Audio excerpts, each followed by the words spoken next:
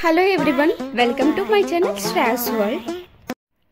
మా హస్బెండ్కి కిడ్స్కి వరుసగా 3-4 డేస్ అయితే హాలిడేస్ వచ్చాయి. భువనేశ్వర్లో ఉన్న వాళ్ళకి గో టు డెస్టినేషన్ ప్లేస్ అంటే పూరి జగన్నాథ్ టెంపుల్.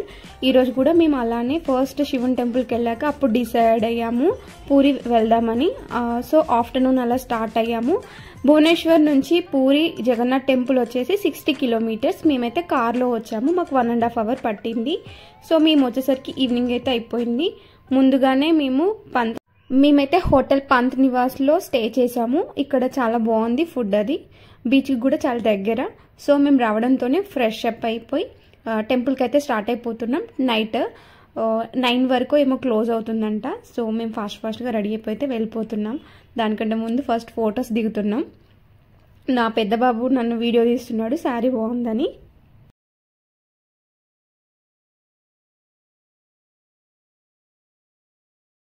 మేమైతే టెంపుల్కి స్టార్ట్ అయిపోయాము, పవిత్ర జగన్నాథ్ టెంపుల్కి.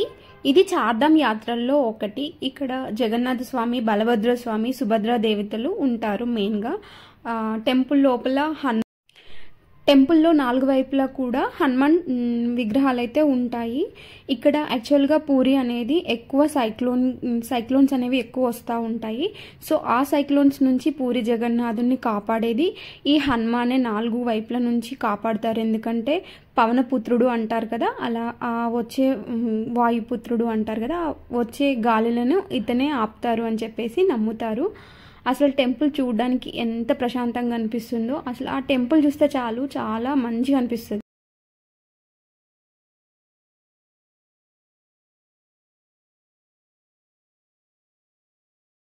చూడండి టెంపుల్ ఎంత బాగుందో.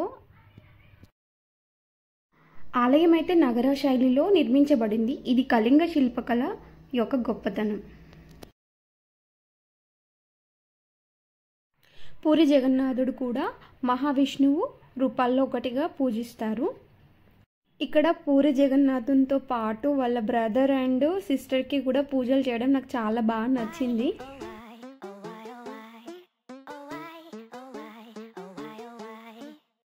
పూరి జగన్నాథ్ టెంపుల్లో మహాప్రసాదం అనేది చాలా ఫేమస్. మహాప్రసాదాన్ని ఆనంద బజార్లో అమ్ముతారు.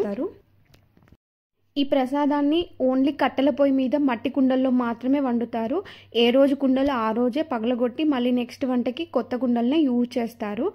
సీజన్ బట్టి దేవుడికి వంట అనేది మారుతూ ఉంటుంది. ఈ మహాప్రసాదంలో 56 రకాల వంటలు అయితే ఉంటాయి. దాంట్లో చెంపన్ భోగ్ అనేది చాలా ఫేమస్. సో మాకు దర్శనం అయిపోయాక మేము హోటల్కి వెళ్ళి పడుకుని పోయాము. నెక్స్ట్ మార్నింగ్ లేవడంతోనే బీచ్కి వెళ్ళిపోయాము, పూరి బీచ్కి వెళ్ళిపోయాము. చాలా అంటే చాలా ప్రశాంతంగా అనిపించింది. మేము భువనేశ్వర్ కంటే ముందు వైజాగ్లో ఉంటుండే వాళ్ళం. సో నాకు ఎప్పుడు బోర్ కొట్టినా బీచ్కి అయితే వెళ్ళే వాళ్ళం. భువనేశ్వర్కి వచ్చాక వైజాగ్ని మిస్ అయిన ఫీలింగ్ చాలా ఎక్కువ ఉంటుండే. బట్ పూరి బీచ్ని చూసాక కొంచెం నెమ్మది అనిపించింది ప్రాణం. సో డే 2 ప్లాన్ వచ్చేసి మేము పూరి బీచ్లో ఎంజాయ్ చేశాక కోనార్క్ వెళ్దాం అనుకున్నాము. సో దానికోసమని టిఫిన్ చేసేసి రెడీ అయిపోయి కోనార్క్కి అయితే బయలుదేరాము. కోనార్క్ వెళ్ళే ముందు ఇంకొక ప్లేస్కి వెళ్ళాం. ఆ ప్లేస్ ఏంటో గెస్ చేయండి. పూరి జగన్నాథ్ టెంపుల్ నుంచి 33 కిలోమీటర్స్ దూరంలో చంద్రబాగ్ బీచ్ అయితే ఉంటుంది. ఇది బ్లూ ఫ్లాగ్ సర్టిఫికేట్ ఉన్న బీచ్. అంటే ఇది పర్యాటకులకి చాలా సేఫ్ ప్లేస్ అన్నట్టు. ఇక్కడ వాటర్ స్పోర్ట్స్ అవన్నీ కూడా ఉంటాయి. ఒకప్పుడు సూర్యుని టెంపుల్ కట్టినప్పుడు ఇక్కడ నుంచి ఇసుకని తీసుకెళ్లారంట. ఇక్కడ పూరి నుంచి కోనార్క్ వెళ్ళే దారిలో ఉండే మెరైన్ డ్రైవ్ కూడా చాలా బాగుంటుంది. కంపల్సరీ ఎవరైనా పూరి నుంచి కోనార్క్ ప్లాన్ చేసినప్పుడు ఈ బీచ్ని అయితే అస్సలు మిస్ అవ్వకండి. కోనార్క్ వెళ్ళేసరికి నైట్ అయితే అయిపోయింది. ఇక్కడ టైమింగ్స్ ఉంటాయి. కోనార్క్ టెంపుల్లో 7-8:30 కల్లా క్లోజ్ చేస్తారు.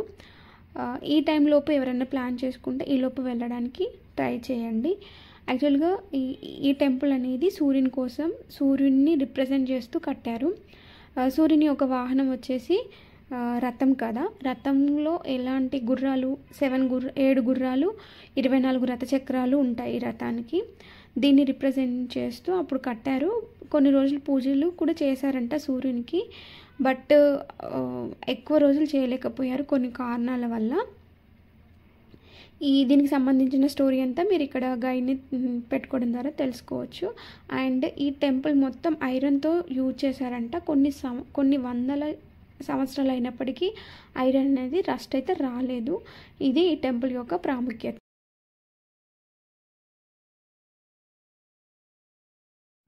కోనార్క్ నుంచి డైరెక్ట్ మేము మళ్ళీ హోటల్కి వచ్చి నైట్ స్టే చేసాము.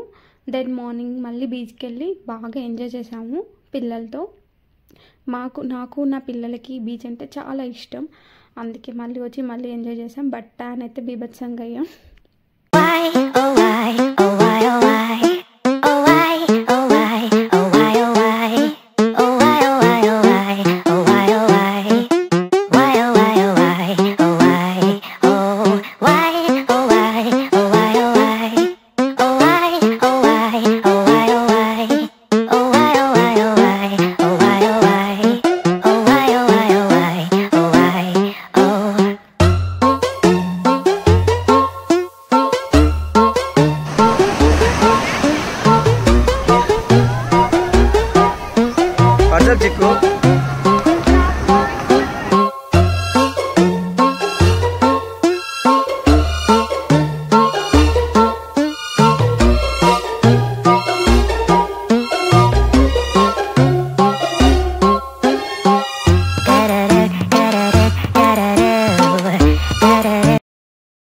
ఇంత బాగా ఆడుకున్నాక ఎవరికైనా ఆకలి వేయకుండా ఉంటుందా?